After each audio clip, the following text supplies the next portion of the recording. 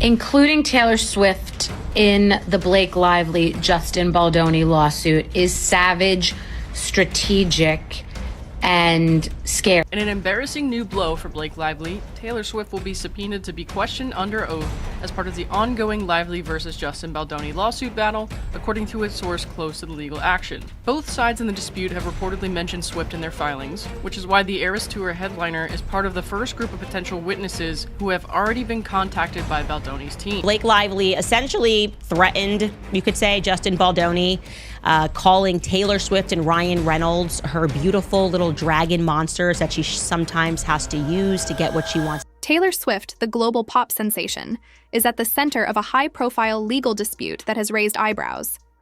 The controversy involves her close friend, actress Blake Lively, and actor Justin Baldoni, with allegations of manipulation and fractured friendships making headlines. Reports suggest that Swift feels exploited by Lively amidst the turmoil. As the drama unfolds, Swift has decided to step back from the public spotlight, seeking comfort in her relationship with NFL star Travis Kelce. Meanwhile, fans and the media are left speculating about the potential impact this drama could have on both her personal life and career. Remember I said that the tactic of Justin Baldoni's lawyers to include Taylor Swift in the lawsuit was nothing short of Machiavellian, because I knew that Taylor's name, her team would be like, we got a multi-billion-dollar enterprise, quote unquote, for me, and we don't want to be part of this at all. And now she is running for cover and leaving Blake for dead because they don't want any part of this. And that was a tactic. And I keep saying this is the craziest, by far, legal situation to ever hit the entertainment. Blake Lively playfully referenced Game of Thrones by calling herself Kizzy and Taylor Swift her dragon, likely alluding to their close friendship and Swift's immense influence in the entertainment world. In the series, Khaleesi commands dragons, symbols of power and dominance, much like Swift's impact on music and pop culture. Known for her quick wit, Lively seems to be positioning herself as a queen-like figure, with Swift as the unstoppable force by her side. Baldoni is suing Blake Lively and Ryan Reynolds for $400 million. That's obviously a shit ton of money, and more has been revealed in this lawsuit, including a bunch of texts from Blake Lively to Justin Baldoni. She sent, allegedly, if you ever get around to watching Game of Thrones, you'll appreciate that I'm Khaleesi, and like her, I happen to have a few dragons. So really, we all benefit from those gorgeous monsters of mine. You will too, I can promise you. What?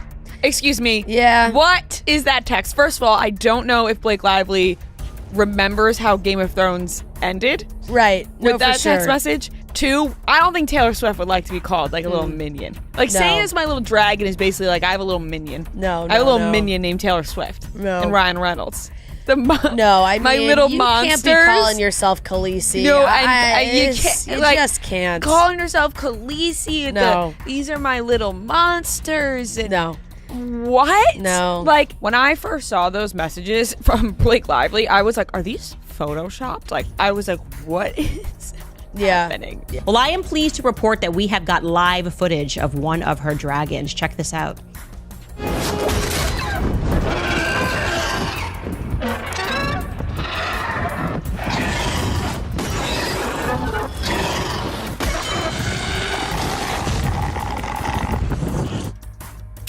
I am so sorry, Queen Khaleesi. It does not seem to be going well for you right now. Well, we'll tell you guys, yesterday we did this episode. Obviously, you saw it.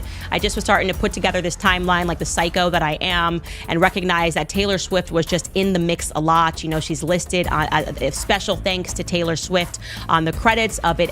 According to insider sources, Taylor Swift is stepping back to avoid getting further caught up in the controversy, which has escalated beyond expectations. An insider revealed that, for now, Swift is distancing herself from Blake Lively as she doesn't want to become more entangled in the situation than she already has been. Something far beyond what she ever intended. This suggests that Swift feels she has already been drawn into the drama more than she's comfortable with, and is making strategic moves to safeguard her public image. Blake Lively has bragged about her big friendships in Hollywood, but it seems like she's losing her steam, and now she was just dropped by Taylor Swift. Blake Lively and Taylor Swift first became acquainted in 2015 when Blake Lively did an ad for L'Oreal and she mentioned Taylor Swift's song Bad Blood in the Instagram post. And because of that, a few months later, the two decided to meet in Australia while Taylor Swift was forming a concert and they formed a friendship there. In 2021, Taylor Swift decided to help out Blake Lively's career because she was trying to be a director, so she let her direct her music video, I Bet You Think About Me. Now that friendship's being put through the rocks because Justin Baldoni in his lawsuit against Blake Lively has named Taylor Swift, saying Blake Lively would use Taylor as a weapon against him. With a big example being a fight that Blake Lively and Justin Baldoni had when making It Ends With Us, where Blake Lively wanted to rewrite that Justin Baldoni didn't want to do. Blake Lively invited Justin Baldoni over to dinner where Taylor Swift was there, and Taylor Swift was trying to put pressure on Baldoni to change the script to the way Blake Lively. Timely, it says Taylor Swift's taking a step back from Blake Lively as dramatic legal battle with Justin Baldoni threatens their decade-long friendship. And it's got James Fatushka as the writer. He is in the entertainment space. He's like the top writer for their entertainment column. And he's not going to just write this unless he was told this. This is how it works in the background, you guys. You have these PR people who come behind and they tell you this is what we want planted. And the more power you have, it will be word for word, exactly what you want the public to read. So I'll tell you what they want the public to read. It says Taylor Swift is taking a step back from her friendship with Blake Lively after feeling like she was used as an intimidation tactic by the actress in a lawsuit that she never wanted to be embroiled. Don't disagree with me because I know Taylor Swift better than you do. Taylor, just think back on 2023, the world seemingly was against her relationship with Maddie Healy. Did that stop her? No. She rode that until he dumped her. She's a ride or die until the trust is broken.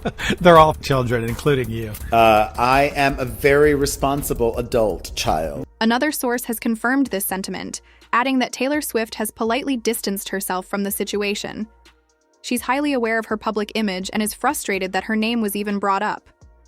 For someone as meticulously managed as Swift, whose brand is built on authenticity and relatability, being unexpectedly dragged into a bitter legal feud is understandably upsetting. Friends also think that Blake's "I'm Khaleesi and like her, I happen to have dragons" text to Justin was uncool and unnecessary because she was essentially used as an intimidation tactic.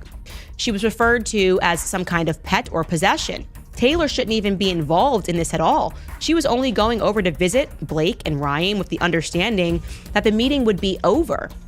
A second source said, Taylor has politely backed away from it all. She is conscious of her own image and hates that she was even mentioned. Okay, so the last part is true. She is politely backed away because she's conscious of her own image. She's extremely In the lawsuit, he's painting her out to be a weapon that Blake Lively used to help bully Justin Baldoni into giving her more control over his movie. And Taylor used her immense influence to help her friend intimidate him. And then Vanity Fair just wrote an article that isn't helping, titled "Taylor Swift rolls into Kansas City Chief game hours after Justin Baldoni calls her a bully." Well, she looks fabulous either way.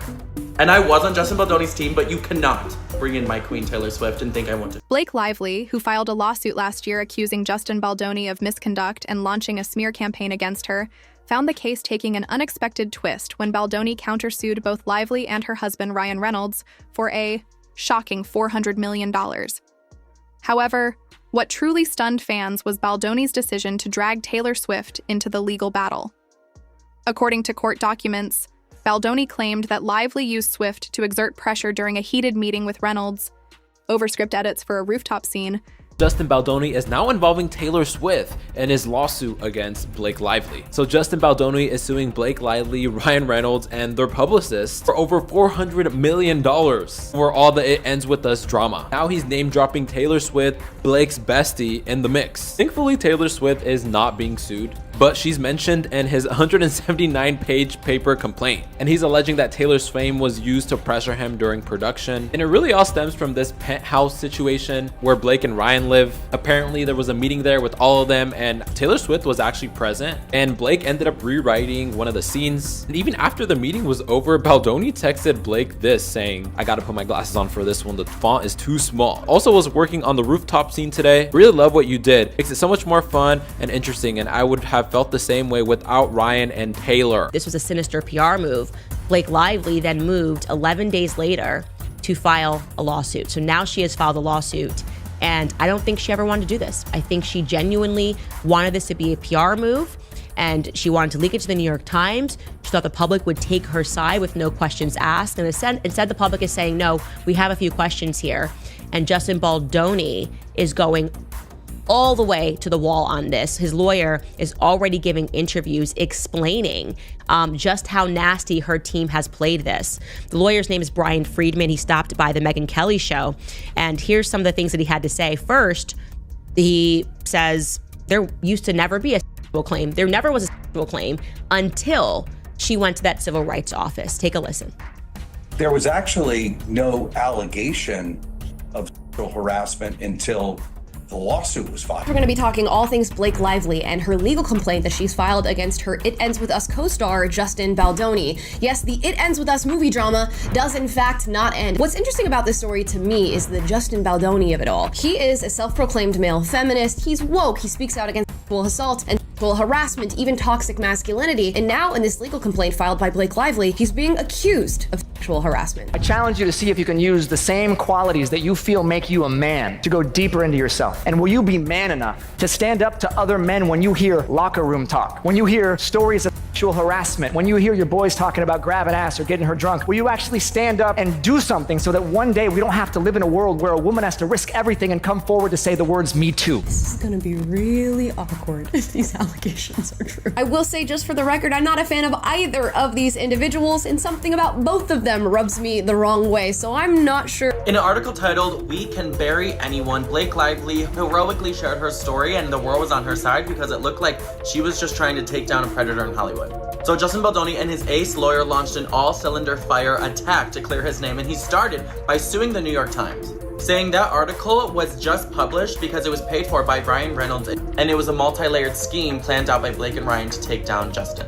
And I think it's pretty common knowledge that the mainstream media will lie on behalf of their powerful friends or anyone who pays them off to say so. Baldoni claimed that Swift's unexpected presence made him feel pressured to comply with Blake's direction for the script, suggesting that her influence was used to sway his decisions. This revelation reportedly became a turning point for Swift, who never intended to be involved in the meeting. She had simply arrived at Lively's New York penthouse while the meeting was still in progress. So as Justin sees it, as Blake was busy trying to strong-arm and take over every part of his movie, she, out of the blue, rewrote a part of the script and then gave it to Justin for him to see if he liked it and if they can put it in the movie. But she's not the writer on the movie. And then Blake told him that he should come over to her and Ryan Reynolds' penthouse and talk about that part of the script that she wrote. But when he arrived, to his surprise, her best friend Taylor Swift was there, imploring him to use Blake's script, saying it is the single best thing she's ever read in her life. And keep in mind, this is all about career advancement for Blake Lively, and Taylor Swift has been one of the people supporting her in doing that and will be pretty ruthless to keep her friend succeeding. She even let Blake Lively direct her first project ever, which was a Taylor Swift music video. Blake Lively did not even read the book that the movie was based on. Correct. And we're not talking War and Peace. And then she wanted to, ixnayed all of the wardrobe choices, because when you're making a movie about a poor woman who's suffering from domestic violence, you want her to look like she has money. Right. That Blake said. That's what she did. She looks like she has money. Yep. And she's dressing in florals, and then she's going on this press tour pushing her liquor line and her hair care line, because that's what women who are trying to escape with their lives are worried about. That's what generated her negative press and led to a series of clips of her being insensitive in one way, shape, or form with other interviewers in the past. She has no one to blame but... Critics have also raised questions about why, if Blake was facing an unprofessional environment during filming, she didn't report it to her agent or union at the time. Many argue that taking formal action earlier could have helped resolve the issue before it spiraled into a legal battle. Said, I have clients that have felt uncomfortable with their directors before, that haven't liked their directors, and have felt like it's getting a little weird. All she needed to do was make one call to her agent or one call to the union rep and say, listen, I have a director that's just pushing boundaries a bit. He's making me feel uncomfortable. And that's it. Listen, that's all it would have taken. But weren't we past that? Because there was that period of time at the beginning where there was the list of demands that she said she would not accept any more of. The 17-point list of demands that came in the middle of production, yes. Right. So he said, okay, great, I won't do those things anymore. And there were no more problems since then. So Yeah. why then sue him after the fact? He agreed to not do it. He didn't do it. And there, yeah. No, no. An insider reveals that Colleen Hoover, who initially supported Blake Lively, now admits she never actually read the novel before getting involved in the film. This revelation has sparked criticism, as many assumed Hoover's endorsement was based on a thorough understanding of the story. Fans are now questioning her role and credibility in the project. Start with Colleen Hoover, okay? That is the author of It Ends With Us, who text messages, emails, interviews, all of the press out there in the public shows us that she positively adored Justin Baldoni. She asked him herself. Initially, he was just getting involved with this project because of the book, but then she asked him herself to play Ryle in the movie.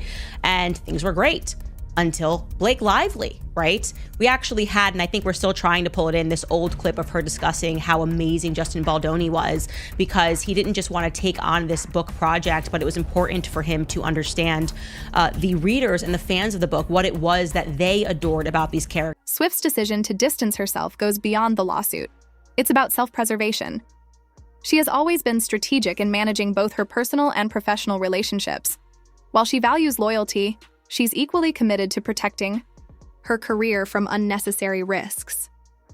As one insider put it, Taylor has tried to help tone Blake down in the past, but she now knows it's never going to happen.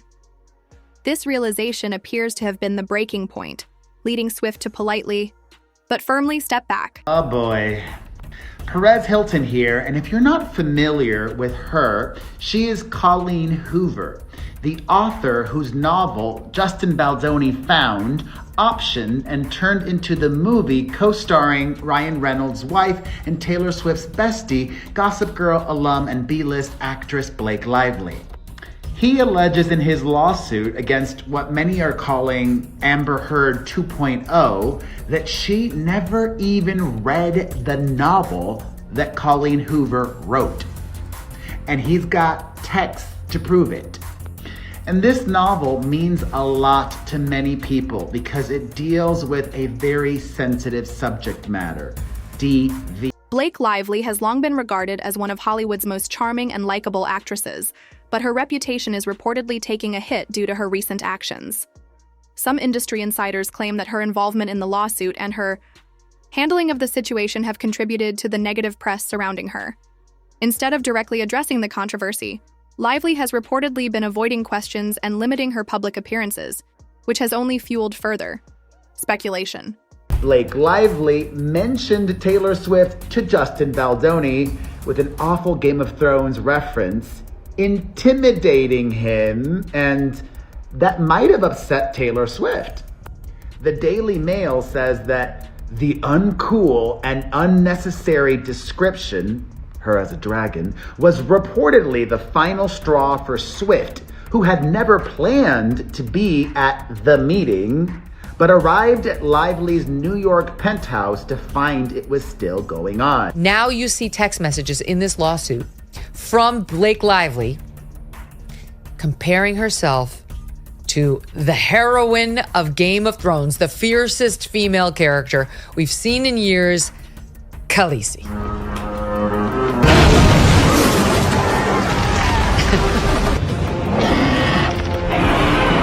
That's her riding her dragon.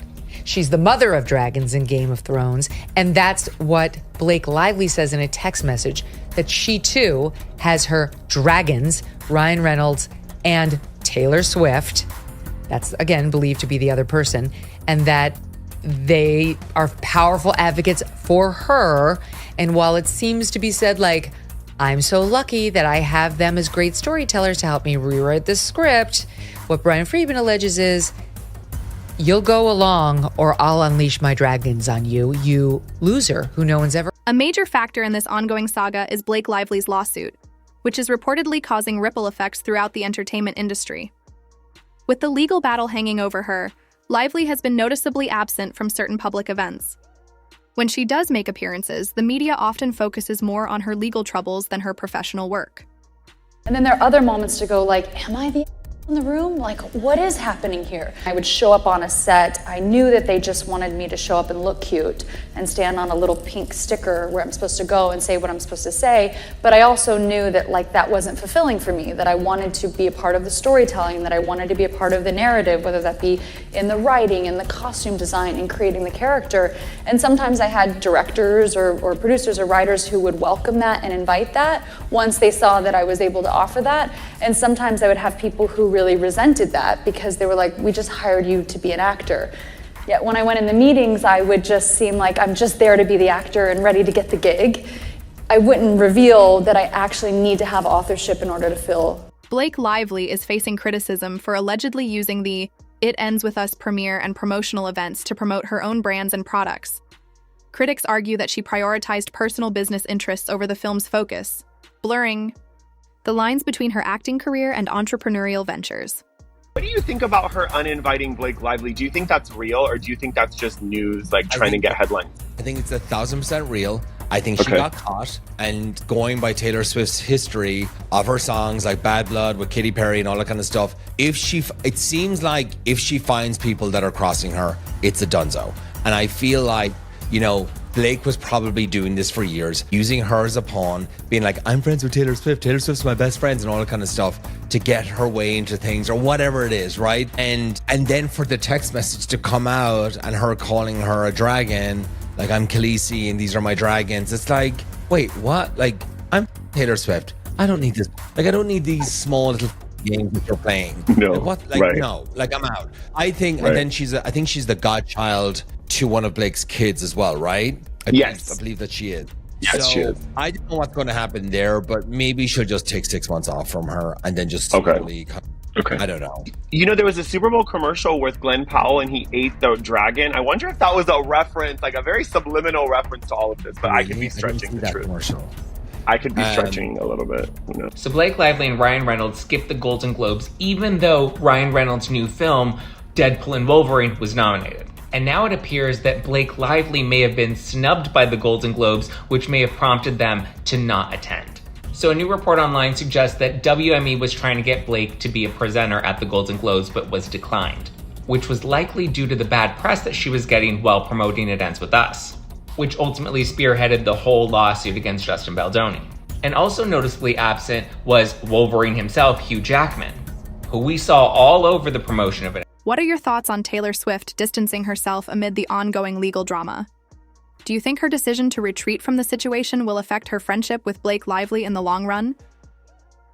While Swift has always been strategic, in managing her public image, could this controversy cause lasting tension between them?